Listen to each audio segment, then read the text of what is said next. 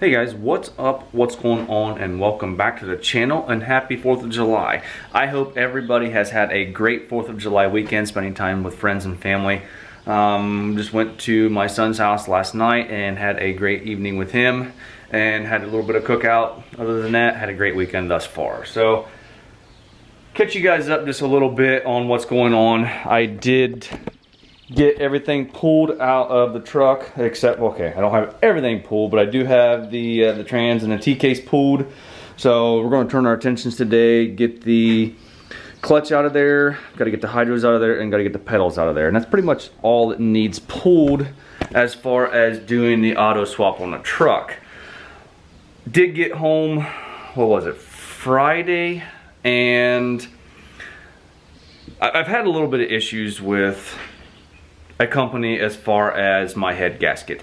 I called them, asked them a couple of questions, answered the questions fine. There was no answer to tech line, so I talked to the salesman, and he never divulged to me at all some issues they were having with the head gasket. Get a call back from the tech line about 2 hours later, before that, you know, we were going to put the head on the other day, and that's one of the issues.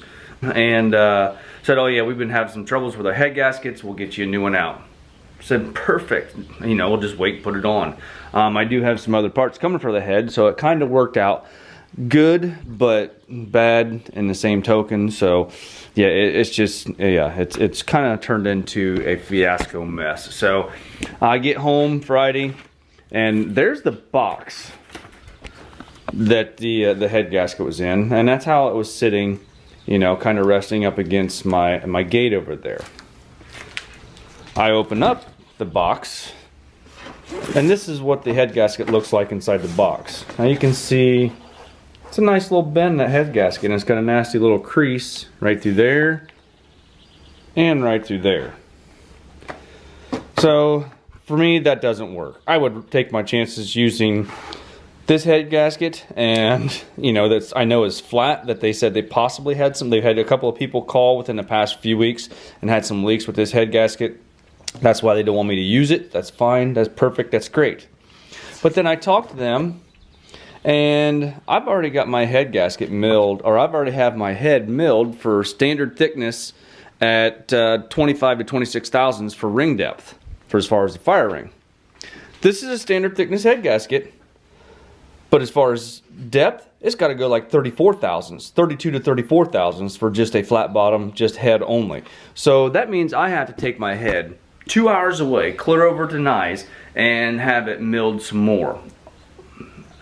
I've never done this before. I'm going to assume that they can still do it, because I think ring diameter is the same, so everything.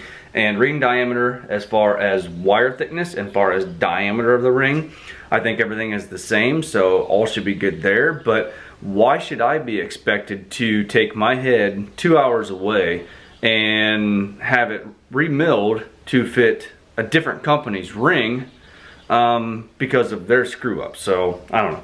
Let me know what you guys think in the comment section. I'm getting kind of disgusted with the whole thing. Just about ready to send everything back to them and say, you know what, give me my money back. Give me some pain and suffering. Cash. I know that won't happen, but you know, it sounds good. So let me know what you guys would do in the comment section. It kind of really pisses me off, to be honest with you. Like I said, just let me know what you guys think of this whole scenario that's going on. So anyway, like I said, this is the beginning of the auto swap. I started the other night. I'm glad. It was just I don't know. There's a lot of more than what I said that goes into it. There's a lot of stuff that has to go on before you can actually pull the transmission out. Standard transmissions are a little bit harder to pull out because of the impet shaft going into the clutch. You got to just kind of ease them out, work them back. It's kind of a pain in the butt, really, to be honest with you. So once they're out, and of course I have to really do things the hard way, because I did it with the transfer case on there, so that adds just a little bit of weight over here on this side. So yeah, I mean, it does work, but it's not as easy as, you know, just talking about it. So right now we're going to crawl underneath the truck, start getting the clutch off of there, and then turn our attention, get the hydros out, and then also the pedals. All right, at first glance, when I took the transmission out, it was dark. So at first glance, everything looks pretty good. We're going to start by getting the pressure plate off, and then I do have the South Bend dual disc. So we're going to have a disc, an intermediate plate, another disc, and then finally the flywheel. So everything looks really good. Got just a little bit of rust starting on the flywheel itself, and that's just because the truck has been sitting here for probably upward of 2.5 months without being driven. So moisture and condensation start setting in on stuff like this, on raw metal, and you know what happens from there.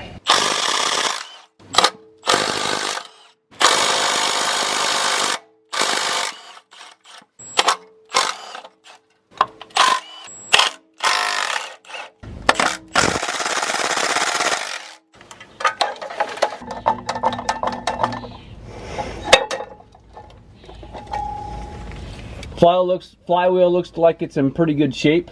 We get everything out from underneath the truck here. We'll take a better look at everything and see what it looks like. All right, as I expected, everything is still in really good condition. If you're going to be doing this installation, when South Bend sends you a new clutch, they'll send you a installation tool. This is just an alignment tool, and then everything will be painted and color coded the way it's supposed to be assembled inside the truck. So first you're going to put your pressure plate on. First you're going to put your flywheel on.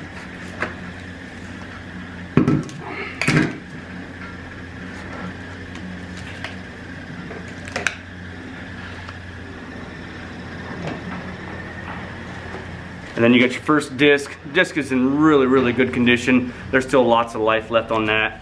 And they do label it, as you can see right there. This is the flywheel side, so we're going to want to put that in place.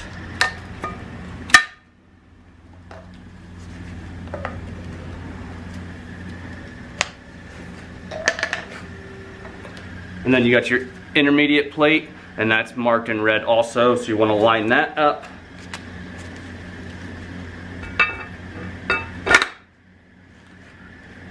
Then you got your next disc. That's in really good condition too, and it is also marked. You can see that says pressure plate side, so we want to put that up.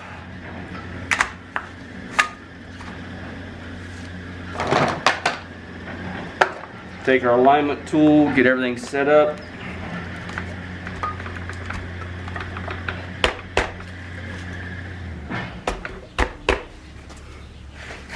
And then we can take our pressure plate, find your red mark on it right there, and then line it up also. Then you also want to put some Loctite on your bolts. I had Loctite on them, but for this purpose right here, I'm not putting any Loctite on them because he's gonna have to take it apart and put it in his truck. So we're gonna get all this put together and then turn our attention to getting the pedals and the hydros out. All right, with all the clutch and stuff out of the way, next I'm gonna take the hydros out next. And as you can see, right there's the clutch pedal, and I do have it removed from the pin on the pedal itself right there. And then there's 2 bolts, one right there, and then one up in here, and the hydros will pull out. And then I have the neutral safety switch off too. That's a question I have. If any of you guys know, as far as the neutral safety switch, you know, the clutch has to be pushed in to be able to start the truck. Now, when I did have the remote start on there, it had some type of bypass on there to bypass that when the emergency brake was pushed, so the truck would start. So I don't know if I can just cut those wires and be able to and put them together, you know, and bypass that switch, so it thinks the clutch is pushed in all the time. I imagine it's just a momentary switch. When you push in the clutch, it makes contact and lets the truck start. So that I don't know. Supposedly these brake assemblies or the pedal assemblies are all the same from automatics to standards. So I'm going to reach up in there and try and take that pin out, and then just there's E-clips on both sides, and then just pull that pin out and take the brake pedal out, and then take the clutch pedal out with the corresponding bushings and spacers and stuff like that.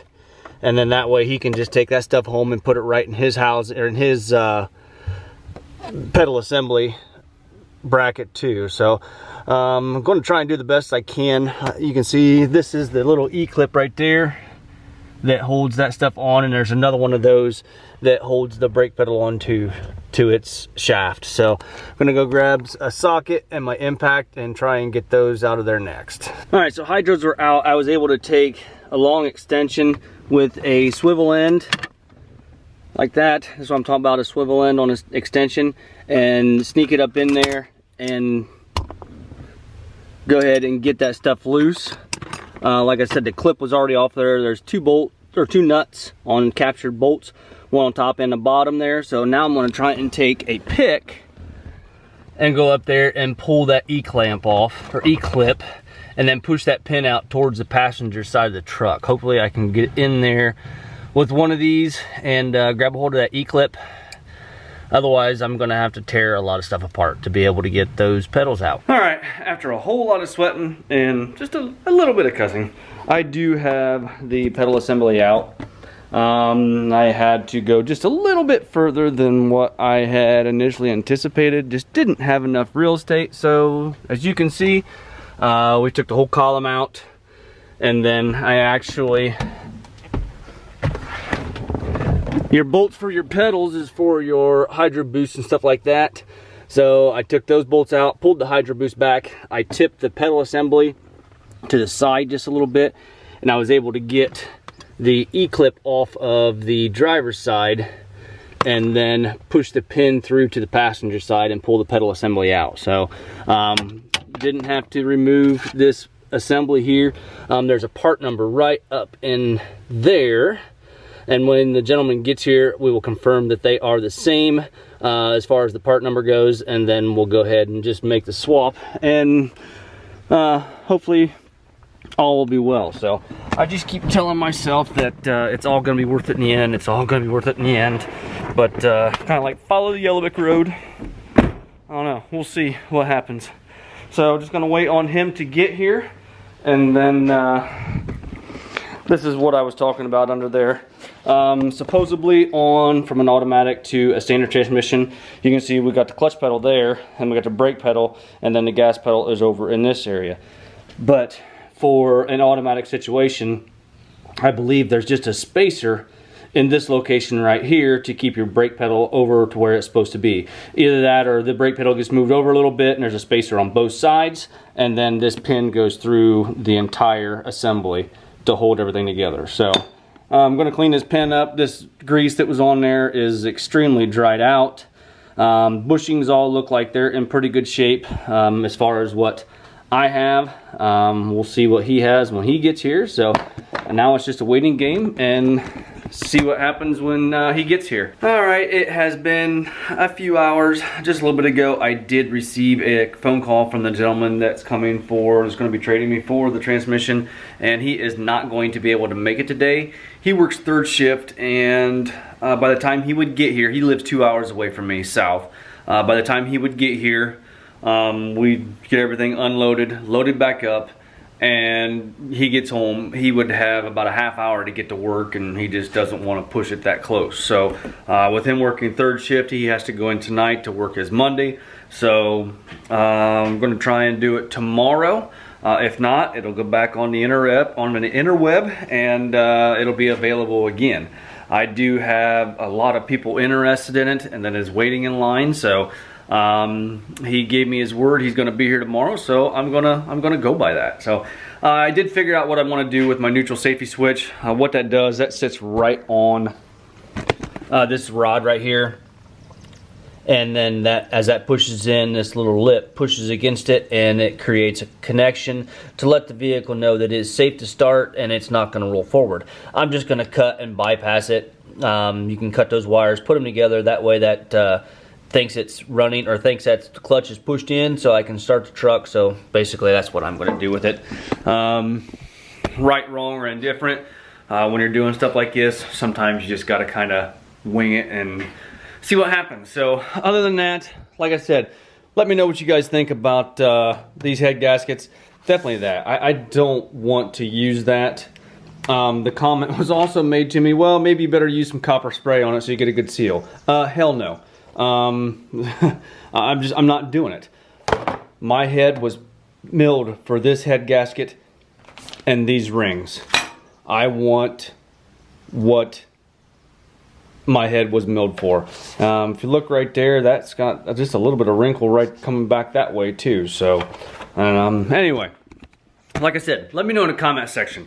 I'm not going to disclose who it is. You guys probably who watch the channel all the time can figure it out who it is. So I'll just kind of leave it at that. Other than that, guys, I do appreciate you watching very much. If you don't mind, hit that like button, give me a thumbs up, subscribe if you have not already done so, and we'll talk to you guys later on.